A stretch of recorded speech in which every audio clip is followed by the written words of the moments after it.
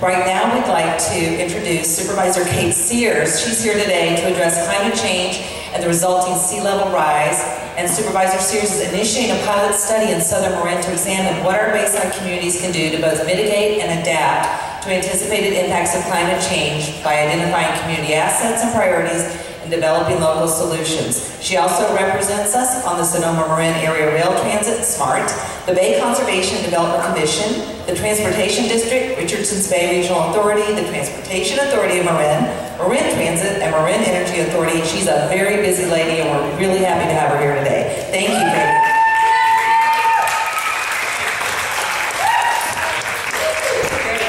So much, everybody, and that was a great presentation on biking. I grew up here in Marin when it was not so safe to bike to school, and the Bike Coalition has just done a wonderful job of making our biking paths safe for all of us.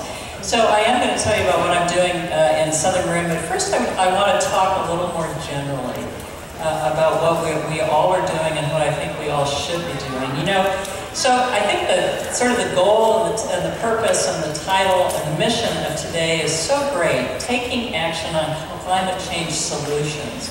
And I really want to emphasize the taking action and the solutions part, because I think so often people think of climate change and they think, my God, this is such a huge problem, and then they get paralyzed and that's the end of that. And so they don't think of solutions and they have a hard time getting to action. So when I think about taking action, I think about three things: unity, integration, and then action itself. And by unity, I mean recognizing that we're really all in this together and that we have to collaborate with each other to make change happen. So that's collaborating within our neighborhoods, within our towns, within our county, within our state, and within our country.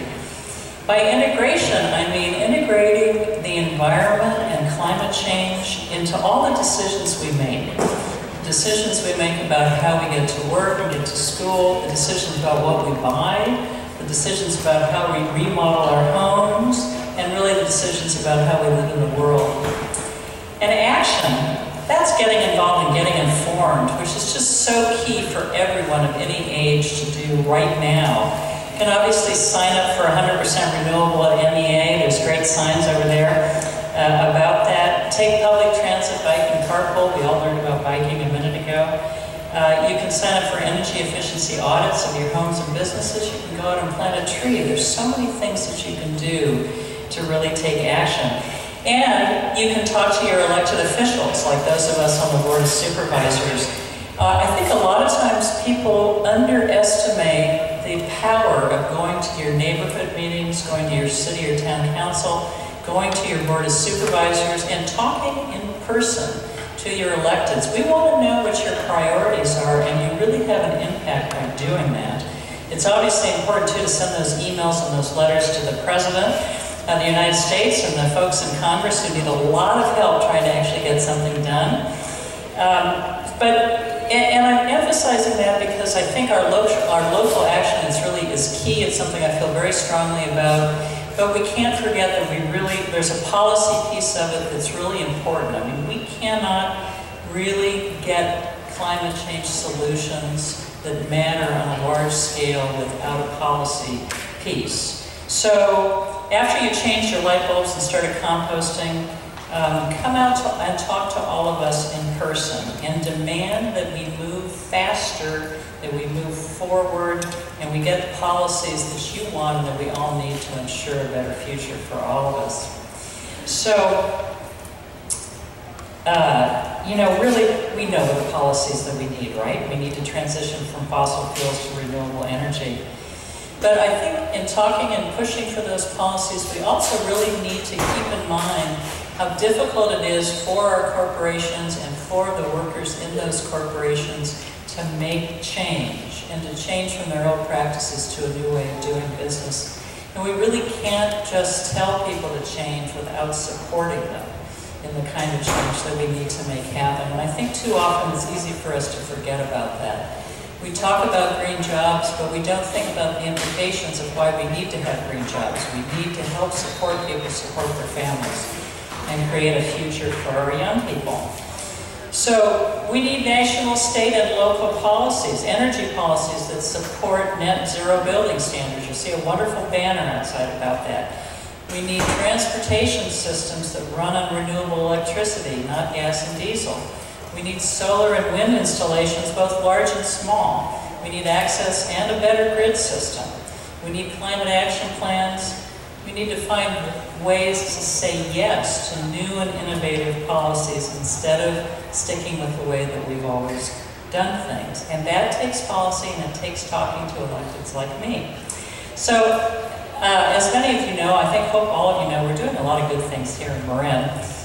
We're developing climate action plans. Bill Carney wouldn't let us not do that. And we're trying to understand how sea level rise impacts all of us. I wouldn't let us not do that. We're developing green building standards, zero waste plans. We're encouraging installation of electric vehicle stations. All of that's great, and all of it's really important. But we need your help. We need the help of everybody outside of this event. We need the help of all the people who aren't here, working together and really taking action in all the various ways I've talked about. And so that really brings me back to collaboration and the importance of collaboration. And so this is where I want to talk to you about what I'm doing in Southern Marin on sea level rise. It was mentioned that I'm on the Bay Conservation and Development Commission. I've wanted to be on that commission ever since I was in high school, back in the fall of whenever it was that I graduated. Who's doing this math? Fall of '68 or the spring of '69. I got permission from Tam High to go to BCDC meetings, and I think BCDC had existed for about 13 minutes at that point, and it was a wonderful time to go to their meetings because it was such a hotbed of environmental activism, and it got me totally inspired, and so it gave me a life goal of wanting to be on BCDC. Well, it's taken me a little while to accomplish that goal, but now here I am, and I got on the commission right at the tail end of doing the revisions to the Bay Plan to address sea level rise. And now that process of really addressing sea level rise at a regional Bay Area level is being moved to what's called the Joint Policy Commission, which is it's hard to use the word collaboration in this context because it's a politically fraught commission, but it's a BCDC, ABAG, MTC, and the Bay Area Air Quality Management District. But just stop and think about it for a minute. Think of the challenge of coming up with very practical policies and solutions to deal with sea level rise for the Bay Area, the Bay shorelines as a whole. If you think of here we are in Marin, we're a little bit different than the South Bay. We're a little bit different than Emeryville. This is very important to be planning at a regional level, but it's going to take a while. So I thought, well, this is great. I'm involved in the regional planning, and I think that's really important, but it's going to take a while. So let's do something locally. And so what I'm doing is taking a stretch of Southern Marin that goes from the sewage treatment plant in Mill Valley down to Marin City. And I want to focus in on that area and really analyze what's there in terms of assets. Assets meaning transportation, housing, businesses, all the infrastructure that we have. And inventory all those assets and then assess the risk of sea level rise. You know, we have these, I've done a variety of talks, and those of you who have seen them, one of my favorite slides to show is the juxtaposition of a map of the bay in 1840 with a map of the bay in 2100. And it's identical. Once you factor in sea level rise, it's rising up to take over all the water's going to flood those areas that we so cleverly filled in for development. So, but I think that in order to get our minds around this issue and really to talk to each other in a positive way and to find solutions and to consider what's important to us, we need to do that locally. And so this pilot study, as I said, will look at the assets, we'll look at the risks, and then we'll look at different opportunities and alternatives for mitigation and adaptation. And a lot of people are working on sea level rise. There's a lot of technical analysis, particularly through BCDC. The technical analysis is part of this, but what's more important to me is the conversation. And so I put together a very diverse group of people of all ages, different backgrounds and skills and experiences to be the steering committee to get this project started. But the goal, where we're heading, is to have a series of public workshops that really involves people in the community. We all need to start having the conversation. For those of you who live in Southern Marin, and if you tried to drive anywhere on December 12th, you know, the king tides made it just a little bit difficult to drive through Manzanita, made it a little bit challenging to ride your bike on that bike ped path between Mill Valley and Sausalito. And it was a beautiful, wonderful, sunny day. Sea level rise is our reality. This is not something, obviously there are changes in the future. We're all making the best estimates with science right now that we can, expecting at the moment about 16 inches in sea level rise by mid-century and 55 by the end of the century. I think all this analysis is a moving target. A lot of things are changing more rapidly. Some things are changing more slowly than people predicted. And we need to be comfortable with a little bit of uncertainty. And I think the way to get comfortable is to start talking with each other about what our priorities are, what our options are, what we want to do that really impacts us in our homes, in our backyards, on the road that we take to get to the grocery store, right here in our home. But we can't only do that because, as you know, water doesn't respect jurisdictions. We could come up with a great idea to do something to solve that flooding at Manzanita, and the folks over in Strawberry, Tiburon, and Belvedere or Sausalito might have an opinion about that because it might impact them in a negative way.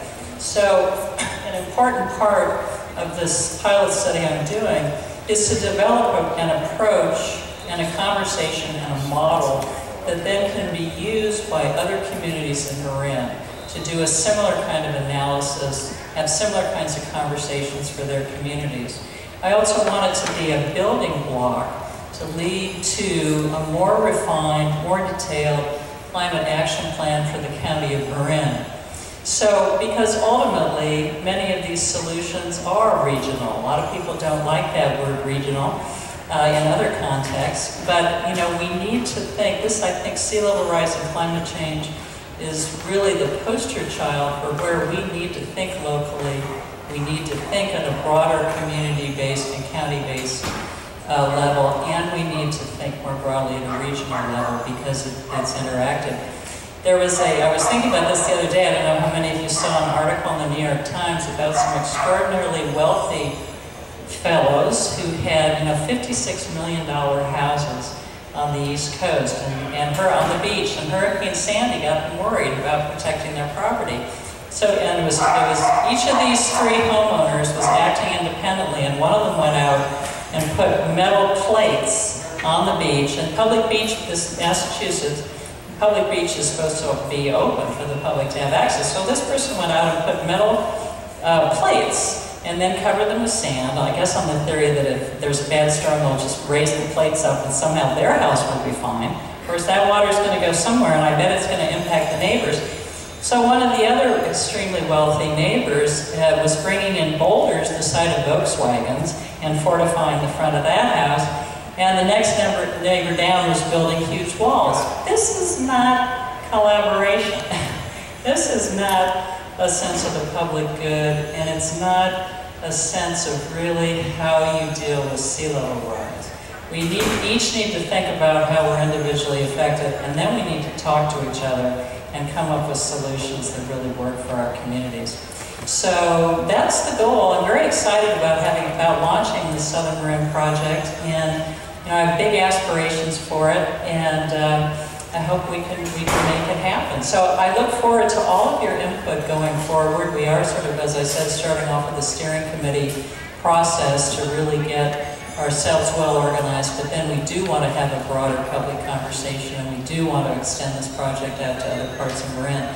So I look forward to the larger conversation with everybody in this room. And if you, I don't know how my time is because I never pay attention, but I'd be glad to take questions from anybody if you have them for a little bit. I have 3 minutes. All right. Anybody want to talk to me about anything?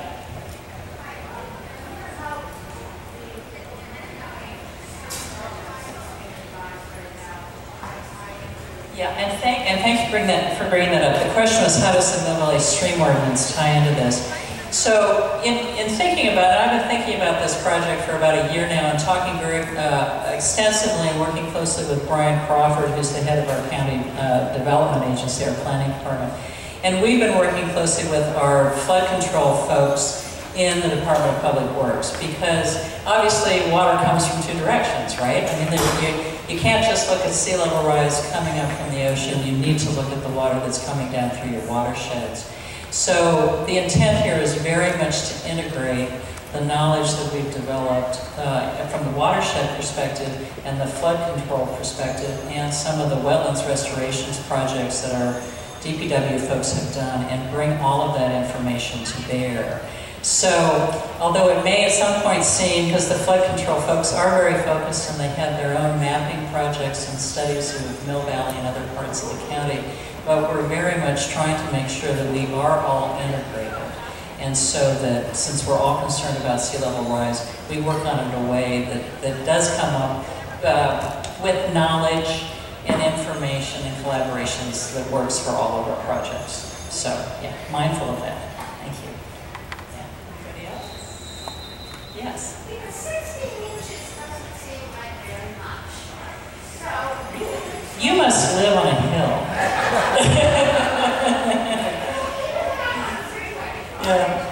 Yeah. Well, why should we worry about 16 inches? Well, if you already, when there's a king tide, can't drive through Manzanita, you're worried already that who cares about 16 more inches? You already can't get anywhere. The other thing about those estimates and the mapping that's being done by PRBO and FEMA and other agencies who are involved in looking at sea level rise is none of the maps so far take into account wave run-up and tidal surges. So it's just like you're in the bathtub. You have a really big bathtub and you put in 16 more inches of water. That's really not the reality because the water moves around. So there are areas, if you look at some of the maps that show the 16-inch sea level rise, just without those other factors, there's a lot of our county that won't feel that immediate impact.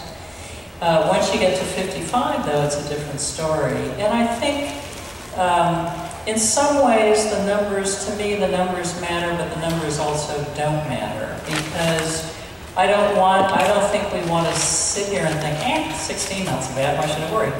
We really need to start having a conversation about how are we going to address the changes in our environment that are already happening and will continue to happen.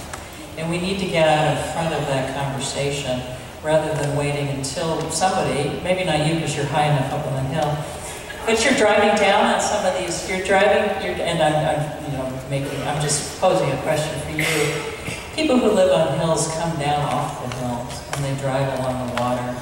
So these are issues that if they don't currently affect a lot of us, will affect us. And I think about what we don't want to do is say, ooh, me worried? I'm going to wait until my feet are wet until we start having the conversation.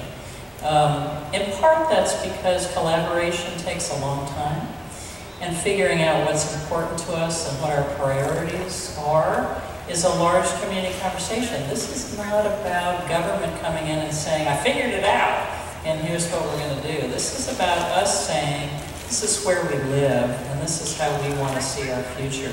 So to me, the time to start on that is now. And if the good news is that the water only goes up by 12 inches, not so many people are affected, we've still made tremendous progress. And if the bad news is that things go a little bit faster, we've still made tremendous progress. So, yeah. Yes, for people who live in a flood zone near a creek, have there been any solutions proposed, any ideas to prevent flooding or the creek from overflowing? This is a work in process, and that's one of the things that we want to talk about. You know, FEMA's doing a whole reassessment of insurance rates for folks who live in flood zones. But this is one of the things that we want to talk about, and it's one of the reasons why I think having a local focus is very important. So for example, many people are familiar with the idea of wetlands restoration. It can seem like a great idea to address a lot of our sea level rise issues. Well, I hadn't realized that there's such a difference in different parts of our county in terms of how much sediment we have to work with in those wetlands restoration projects. So what might be a really good solution to help flooding on the creek that you or somebody else lives by might not be as workable in another area. So this is part of the conversation that we're having, is now starting to have, is figuring out what the options are, and then having the conversation about what's optimal in your area that might be less optimal in another area. So no, it's not, at this point we don't have, you know, here's the menu, you pick. We're really starting that process and starting that conversation. And the technology is changing because, you know, so many people are interested in working on sea level rise. A lot of the technology companies are funding projects to come up with different kinds of solutions. And so I think as we see the incentives to develop technology for different kinds of solutions, we're going to see more and more options. And so it's a process going forward. Yeah. I have to wrap up. So anyway, I really want to thank everybody for being here. Hey, Hannah. And you know, the watchword of what I've been saying, and really of this day, is we need to do things, and we need to talk to each other and collaborate. And I look forward to working with all of you going forward. I really want to thank you, Kate. Your leadership is so inspiring, and we really appreciate what you're doing and being here today with us. Thank you. Kate Sears, Supervisor, District 3. Look at this beautiful slide. Memorize it. Now, here's your quiz. What district does Kate Sears represent? If you can correctly answer this question with these lovely folks from Redwood High School, you can have a free chocolate bar, an Alter Eco chocolate bar, because you're here, you're learning, you're going to be part of the solutions. We thank you for that. That is really so important. You guys are the most important people in the world right now. Please go ahead and take your chocolate, and then come on back and listen to these wonderful haiku winners.